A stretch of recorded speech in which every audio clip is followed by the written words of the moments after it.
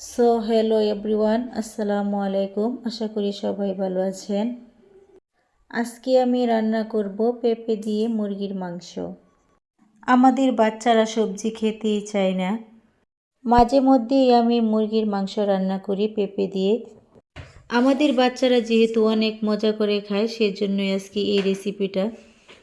আমার বাচ্চারা পেঁপে দিয়ে মুরগির মাংস রান্না করলে খুব মজা করেই খায়। প্রথমে আমি পেঁপে কেটে নিয়েছি, তারপর মুরগির মাংস ধুয়ে নিচ্ছি ভালোভাবে।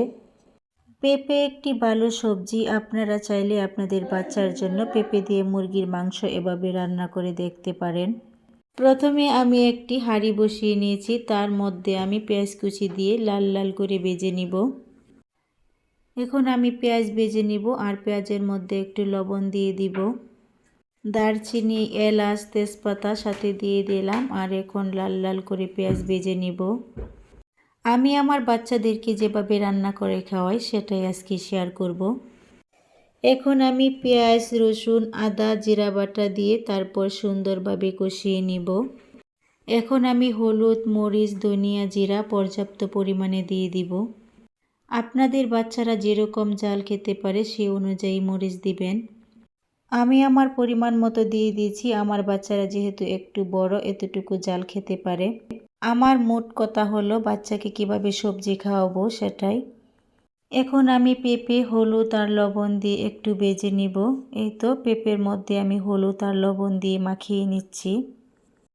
তারপর কড়াই বসিয়ে তেল দিয়ে পেঁপেটা আমি ভালোভাবে ভেজে নিব। এখন আমি পেঁপে ভেজে নিব। এই তো পেঁপে কড়াইয়ের মধ্যে দিয়ে দিলাম। এক চুলায় আমার পেঁপে ভাজা হচ্ছে আর অপর চুলায় মাংসের মশলা কষানো হচ্ছে। মাংসের মশলা ভালোভাবে কষিয়ে নিতে হবে।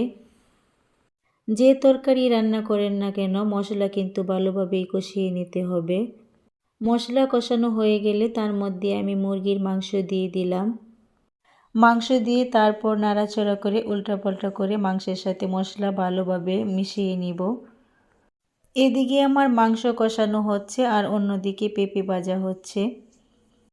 পেঁপে ভাজা হয়ে গেলে মাংসের উপর দিয়ে দিব। মাংসের সাথে একসাথে কষিয়ে নিব ভালো করে। পেঁপেটা একটু লাল লাল করে ভেজে নিয়ে মাংসের সাথে দিয়ে সুন্দরভাবে কষিয়ে নিব। ভিডিওর কোনো জায়গায় যদি আপনাদের কাছে ভালো লেগে থাকে তাহলে প্লিজ সাবস্ক্রাইব করতে ভুলবেন না। আমি আমার বাচ্চাকে এভাবে রান্না করে খাওয়াই, চাইলে আপনিও আপনার বাচ্চাকে এভাবে রান্না করে খাওয়াতে পারেন। একদিন আপনার বাচ্চাকেও মুরগির মাংস দিয়ে পেঁপে দিয়ে রান্না করে খাওয়াতে পারেন। মুরগির মাংস ভালোভাবে কষানো হয়ে গেলে তার মধ্যে আমি পর্যাপ্ত ঝোল দিয়ে দিব। এভাবেই আমি পুরো রান্নাটা শেষ করে নেব। ইনশাআল্লাহ আপনার বাচ্চাও এই তরকারির ফ্রেন্ড হয়ে যাবে। আপনাদের সকলের সুস্বাস্থ্য কামনা করে আমি আজকের মতো বিদায় নিচ্ছি। আসসালামু আলাইকুম ওয়া রাহমাতুল্লাহ।